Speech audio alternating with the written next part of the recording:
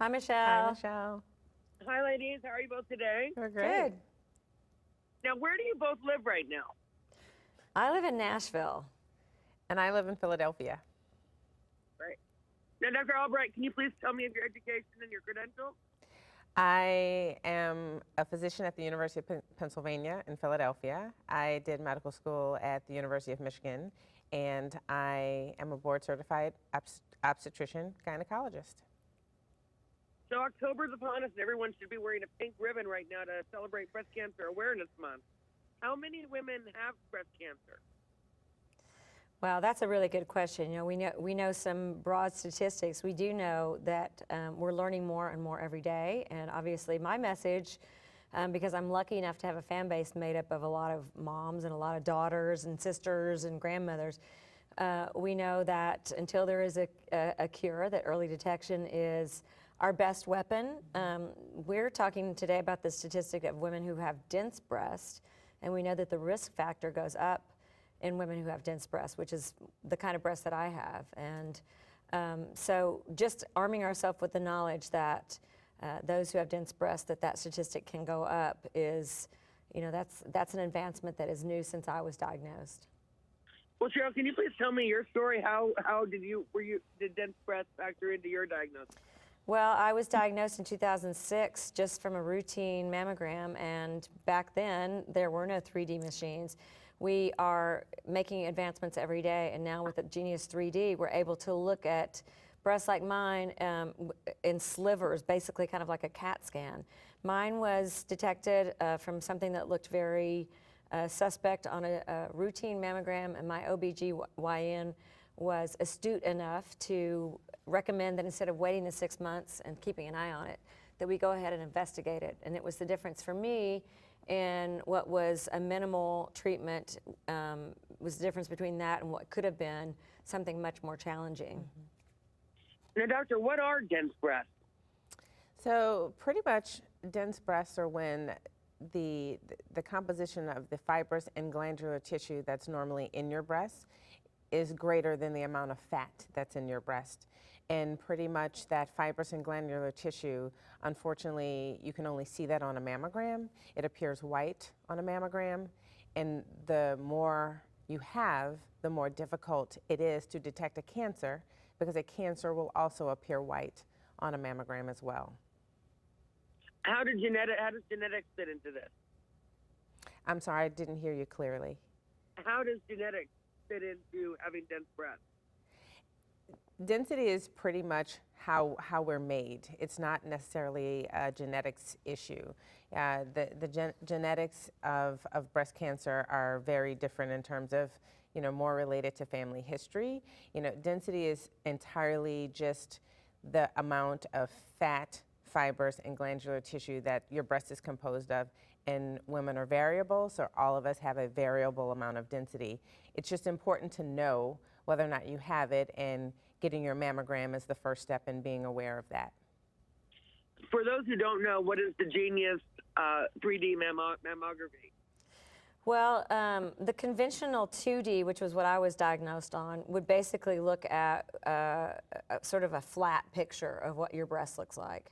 For those of us who have dense breasts, it would be like smashing everything together, and whatever turns out white would look like something that needed to be investigated.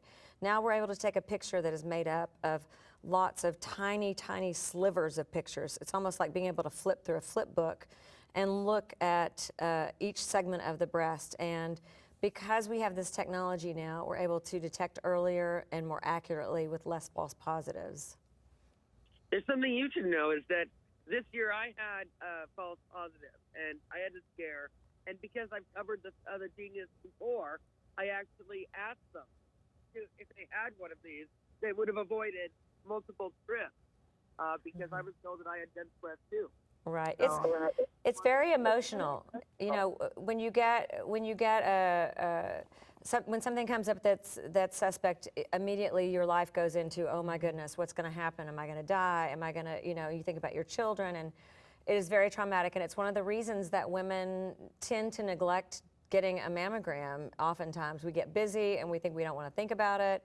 And until there is a cure, early detection is our best weapon. And particularly for those of us who have dense breasts, now that we have the technology that can give us a more accurate read, we're so much better off. So I'm always encouraging women to make sure, learn as much as you can by going to genius3dnearme.com to find out where your closest Genius 3D mammography machine is. And it's great not only for women who have dense breasts, but for all women. It gives you a more accurate read, and it's the finest in technology.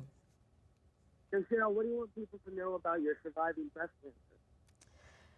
Well, first and foremost, I'm 12 years out. You know, it can be a blip on the radar. It definitely will restart or reboot your life in a psychological way as far as what you esteem as being important and what isn't important. And but you know, I think for my story, early detection was tantamount. You know, I'm a real advocate for being diligent about knowing your family history and about knowing the terrain of your breast, whether you have dense breasts or you don't. And being diligent from the age of 40, of going every year, and just make yourself do it. No more making excuses. Now, what are you working on right now? I am working on a record that will be out probably in March or April. I've only got one more little tiny thing to do, and then we're done. It's a very collaborative record. Lots of my friends are on it, from Stevie Nicks to Don Henley to Joe Walsh to Willie Nelson, Keith Richards, Andrew Day, Gary Clark Jr. I mean, it's a very collaborative record made up of people who have inspired me for years and years, and I'm really proud of it, and I think it will be my last album. Why your last album? It'd be very hard to follow it up, for one thing, and secondly, to go in and spend the time to make a whole record. I'm not sure people listen to albums anymore top to bottom, so putting out songs is more interesting to me at this point of my career. I'll always make music. I just don't know that I'll ever put out a fully realized artistic statement. That's what we used to call albums. Now, how has your health affected your music? Well, everything affects your art. You know, your life certainly informs your art. The way you look at life, your perspective is always what determines what you write about and how you write about it. And I would say from the moment I was diagnosed, I really kind of, you know, adjusted the way I look at my life. And I'm sure that's evident on how much more courageous I am about writing what's really happening and not thinking about what's going to hit at radio. Now, physical fitness seems to be an obvious, important part of your life. What do you do and recommend to others to keep healthy? Well, I recommend to everyone to get out and exercise, you know, whether that is, I mean, I use a rowing machine. I enjoy that. It's low impact, but I used to be a runner, ran half marathons. You know, whatever it is that gets your heart rate up, gets your cardio going, we know already that that is certainly a cellular propagator. It keeps your body and your body functioning at a higher level, and it's just good all around as far as keeping you alive longer. I'm sure Dr. Albright would know much more about that, but I'm a proponent of staying active and keeping your body moving. Right, I agree. It just feels good to move. What do you like to do for fun? Me or Sheryl? Actually, both. What do you like to do for fun? Yeah. I'm actually an avid cyclist, so for me, cycling is my cardio. I have a Peloton at home, and so that's super fun for me. And in my spare time, when I'm not very busy, I love to cook. I'm a Louisiana girl, so I love to cook. Coming to your house. That sounds good. What about you?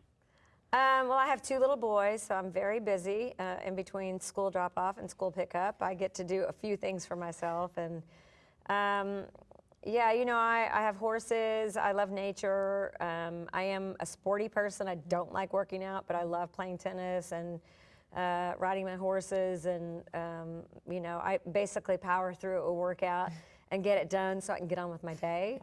But yeah, I mean, we just enjoy what you would enjoy with two little boys. You know, we fish in the creek. I know it sounds super corny, but we are outside nature lovers.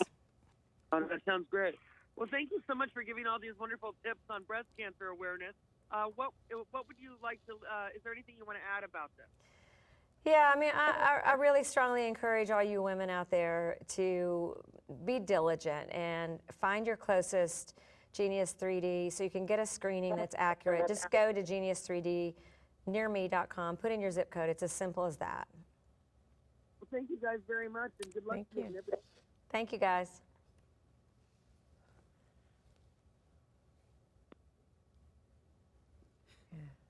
I mean, thank you, ma'am. She was.